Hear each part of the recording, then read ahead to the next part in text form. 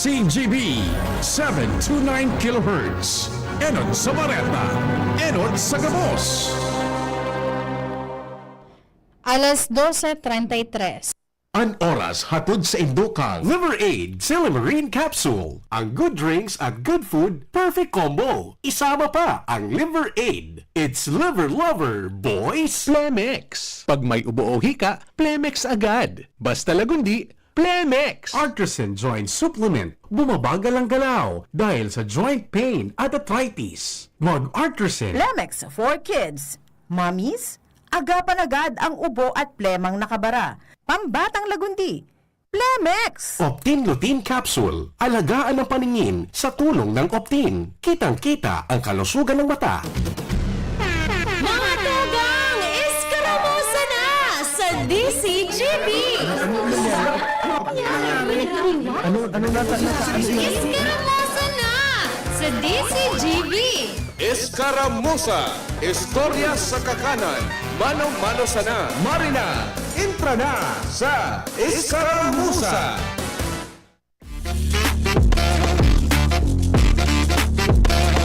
Hi! Nagkaperang turog na sana, Judgment Day na, sabi ninda.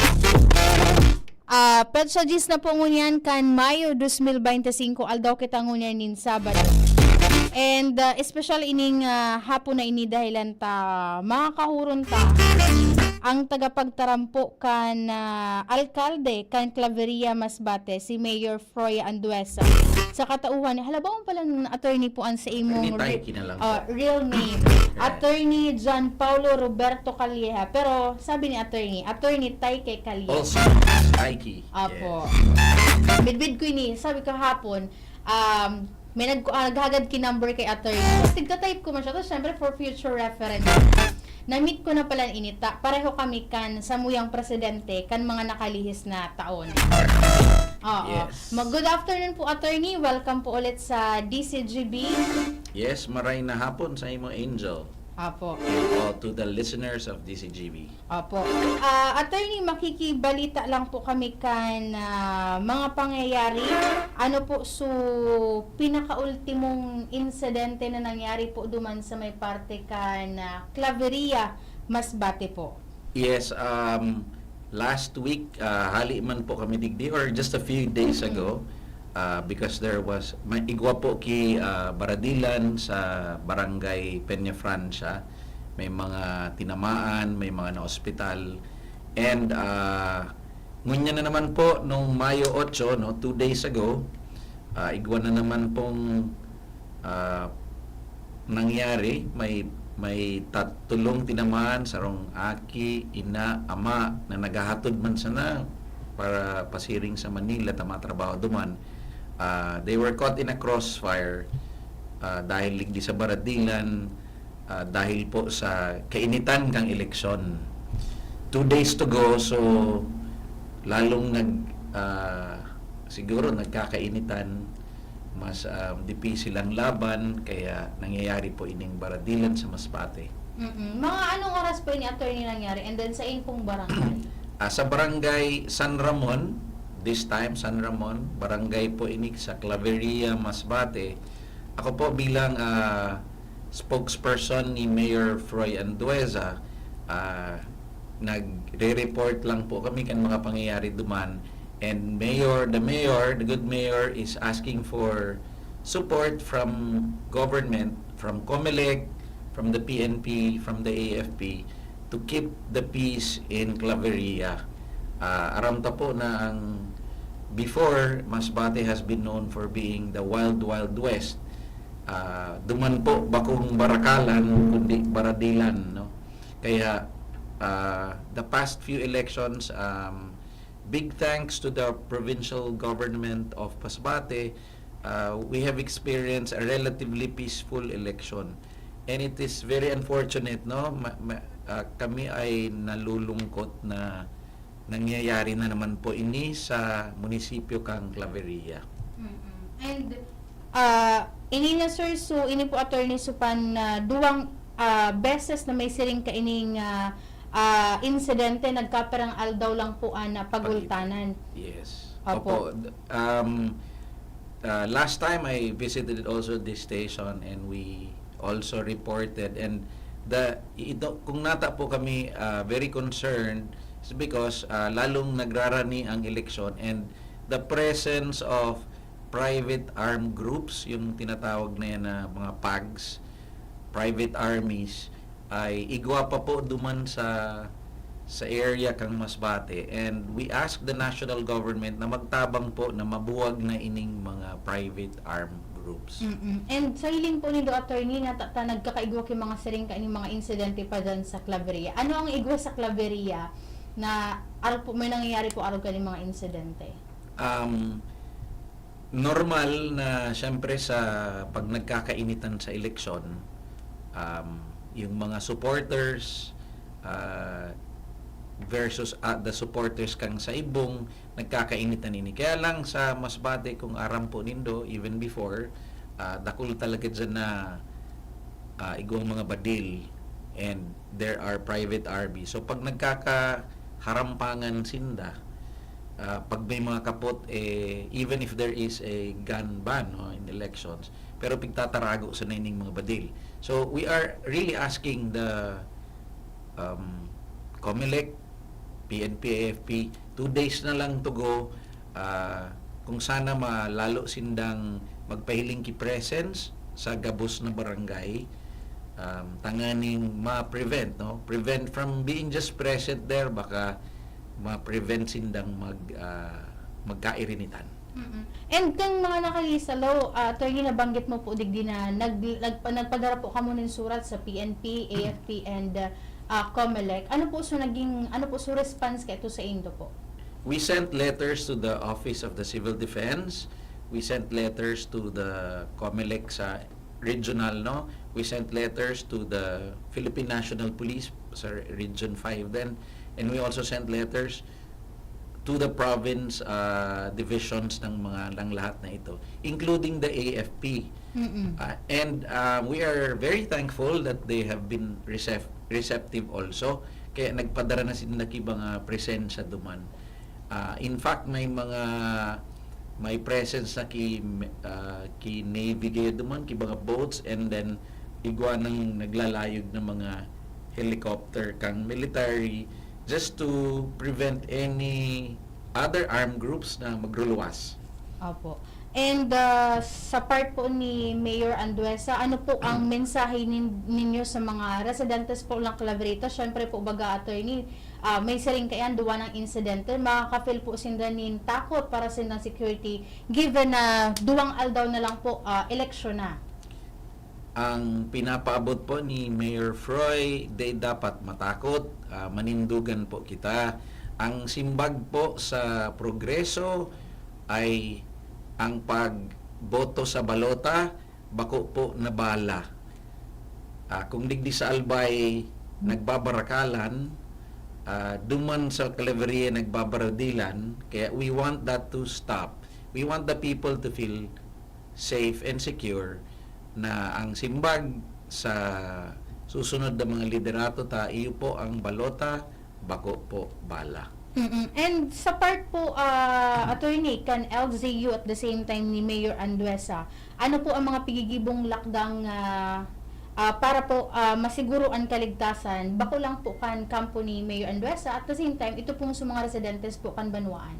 Bukod duman sa request that we have given already to the necessary government departments, si Mayor po ay is actually deploying itong and requesting the local Philippine National Police na nandoon sa Claveria to be present sa gabos sa mga barangay and to observe neutrality, no? Hindi baka kasi iisipon na ang mga Philippine National Police ay nagsusurog duman kay Mayor. Daiman po, the Philippine National Police is present there to provide peace and order.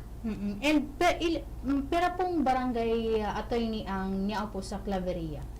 Nasa 30 barangay ang yaon po dyan, and covered ban po kang Philippine National Police with the augmentation. Apo. And nakapagpadara na kamo man attorney communication duman sa mga nagkabaranggit mga government agencies. Yes, as mentioned a while ago, the Office of the Civil Defense, COMELEC, PNP, AFP, and ang umbrella po niyan, because it's election period, it's always the COMELEC who has control over these other agencies in the government. Apo. As of now po ba, attorney, may response na po ba sinda duman sa another? Yes. Although, ang COMELEC, paminsan paano pag talagang hotspot, kinakaag ka sa COMELEC control. Hindi pa naman. The level of violence is still is under control. Kaya day pa man po pigkakaag sa COMELEC control ang probinsya or ang munisipyo kang Apo. Claveria. Just in case nabanggit mo attorney, ipairaram sa COMELEC control, is it open man and si Mayor Andueza po? If the COMELEC deems it fit, daiman po na objection dyan si Mayor Andueza. But Apo. since there is only 2 more days left and itong mga involved naman sa incident ay hinahabol na ng mga pulis kasi nagdurulag po sila. We feel and the people of Claveria, sa mga tao po, should feel safe na dain naman po na untoward incident na mangyayari in the next few days, especially on Monday, on election day. Sa ito sir na pagtubod ipapatupad po ba ang sarong matrangkilo asin makatarungang eleksyon po sa Claveria ngunya na taon po? We still believe that the Philippine National Police and COMELEC is under control. They are able to immediately respond duman sa mga pangyayari. And inihinahagad kang ni na Mayor at yung government ng Claveria na ang mga tao magkooperar to report any armed group that is gathering and i-report tulos po sa pulis. Sa panahon ngunyan, kahit po sa Claveria, igwa naman pong mga internet, siyempre may Facebook naman. So, it's easier to report incidents. So, we're asking the people to help us. To help us. Apo. Bilang tagapagtaram, attorney ni Mayor Andueza, ano po ang sa inyong personal na paninindugan sa pangyayaring ini po? Bilang as a lawyer, I also believe that violence is never an answer. There is a peaceful process, and in fact, elections is one way to determine kung sino pa ang karapat-dapat na mamuno sa isang lugar. Hindi dahas ang sagot, Ulitin ko ulit, hindi bala, kundi balota. Apo.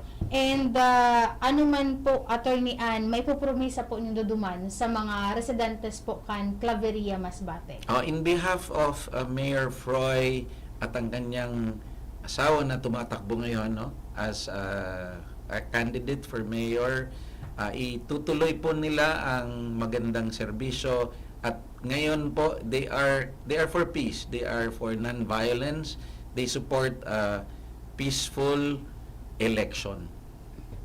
Apo. And kahapon po, attorney, nabanggit na yung mga biktima po tigdaraligdi sa Bicol Regional Hospital and Medical Center. Kumusta po ano po ninda ang estado po ngunyan? Ito pong mga nagkataramaan, we thank the Lord na hindi naman fatal yung mga tama. So sa mga proximity lang, sa kamay, sa shoulder, and they were brought to the Bicol Regional Training Center, BRTTH Hospital, not center. They're brought there at sa pagkakaalam ko, they are in stable condition naman. Apo. Attorney, wala na po ako ning hapot unless may gusto pa po kamong ipahayag in behalf po bilang tagapagtaram ni Mayor Froy Andueza po. Unang-una, maraming salamat, Angel, for the time you have given us. Sa Lunes po is election day. Let's observe our right to suffrage. Magboto at i-vote wisely. Yun lang po. Maraming salamat din. Thank you so much po, Attorney. Yan po mga tugang, ang tagapagtaram ni Mayor Froy Andueza kan Claveria Masbate. Aray na pagkaudto kay Doc Ermi Pasio. Pasiling na po pala siya, Attorney, sa Masbate City. Stock, have a safe trip to Masbate. Ika, Attorney, mapasiling ka man po, Masbate. Dahil butante ako digdi sa Albay. Tira na. Naghahalat pa. Naghahalat. Parehas po kita, Attorney. Naghahalat pa. Thank you so much po, Attorney, sa imong pagbisita digdi. Regards na lang po kalami. Thank you. Apo. So yan mga tugang ang mga sitwasyon man. In fact, kan mga nakalihis na aldaw, nakauron ko si Comelec Bicol Regional Director Attorney Valesa. Manungod duman sa inot na surat na padara ninda Attorney Calye. And sabi ni Attorney Valesa, nakapag padara naman da po si Danin kasimbagan kaiyan bilang su PNP and then AFP iyo po ang mga deputized personnel po ninda tanganing magdugang po ni seguridad duman po sa Claveria Masbate. And sana day man kuya na mas madugangan pa ang mga siring na pangyayari given po na duwang aldaw na sana bago ana perilian.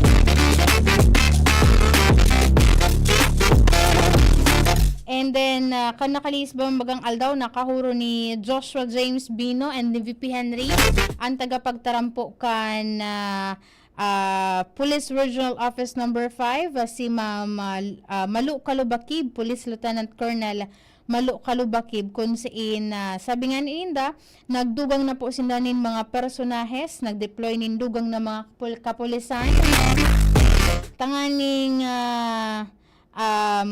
aktibaran itong mga pangyayari po nga dyan, mga aligadong sabi nga ni pangbabadil sa mga supportadores kan mga kandidato po dyan, partikular na itong sa kampo ni Mayor Andueza. And then syempre maygot nindang ipapautob po an seguridad dyan, tanganing masiguruan matrangkilo asin matuninong po na eleksyon sa Lunes, Mayo 12, 2025. Maray na pagkauto kay Ma'am Tet Aldana Hakub kan Ravax Animal Bite Center. And bukas da po sinda sa Lunes, May 12, maghapon po sinda from 8 a.m. to 5 p.m. Sabi ni nailingulig di Kuya Nems, nagpost si RD Escobar kan Department of Interior and Local Government Bicol. Siya po ang Regional Director kan DILG. Sabi na, kung magaling na tayo pumili ng senador at congressman, mas galingan nating pumili ng local official. Iyan ang sa iyang mensahe sa iyang personal na Facebook page o Facebook account. And kasubago man, may pagirumdom si Regional Director kan Commission on Election, si Attorney Jane Valesa. Sa habadigdi, sabi niya, please report all forms of violence, threats, and intimidation committed this election period sa pagipukan sa indang Comelec Region 5 hotline. Ang 0927-835-8995. Iyan po ang globe number. And then sa smart, 096158-59258. Tanganing mai-report sa inda and magibuhan po ni na magkakanigong action man iyan kan Commission on Election.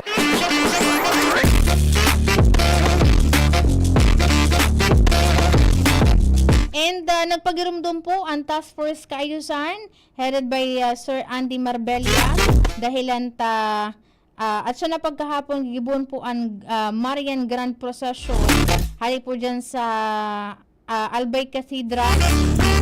Pasisiring po ligdi sa St. Raphael Parish. Alas 5 nin pagkahapon, isasarado po ang mga tinampo digdi sa kahalabaan kan Rizal Street. Dahilan po alas 7, pupunan na po tabi ang prosesyon. Kaigwa na po sindanin road clearing, paghali duman sa mga sa mga nakakaulang sa tinampo, na dapat po na daiman paradahanin mga vehikulo, at the same time daiman dapat po na tindahan bugtakan kaining mga ambulant vendors.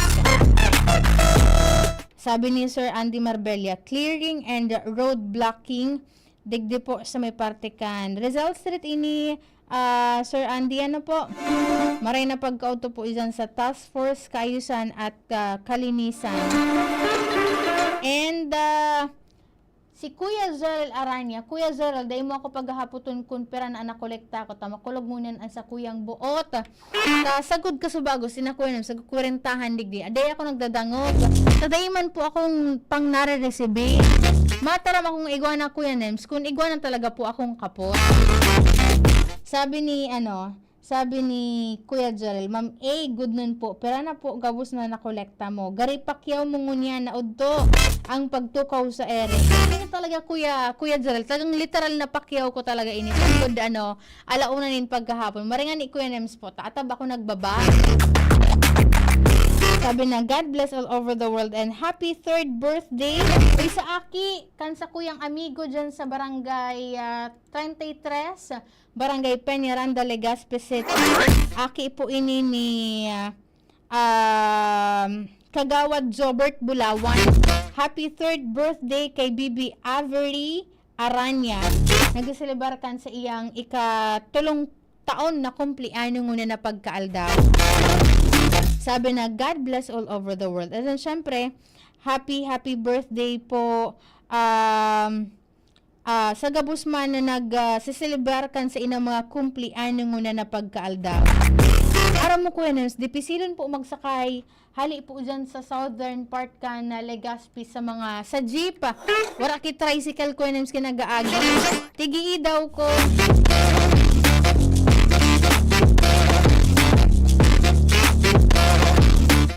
Ana po digdi, maski aram ko na mas pati sa mga fast food baga itong delivery, mga delivery rider, wala na po talagang ngunyan ki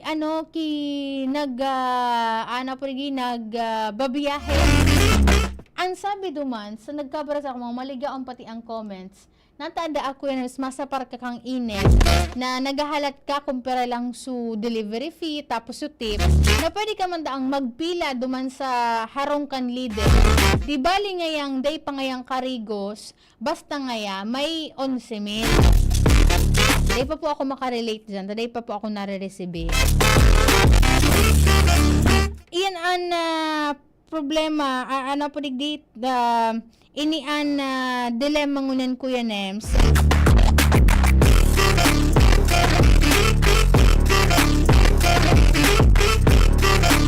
Dahilan nag-iiri daw ang tao kung hainda sa mga driver, maski kasuhapon Kuya Nems na hapon, alas 7 pagkabanggi dyan sa Albay. Wala na dating dakulon dyan ang nakaparadang mga tricycle sa may kanto kan Police Community Present 2. And then, dyan sa may tigaparadahan kan pauuli sa southern part. Wala talaga Kuya Nems. Tapos gabos kasuhapon ng mga nagkakasarakayan ko na jeep. Ang ururon, nakatiplok, may mga dagit, may mga namong problema kung paano daling dito gagastos. Pero sabi nga ni iba, vote wisely po.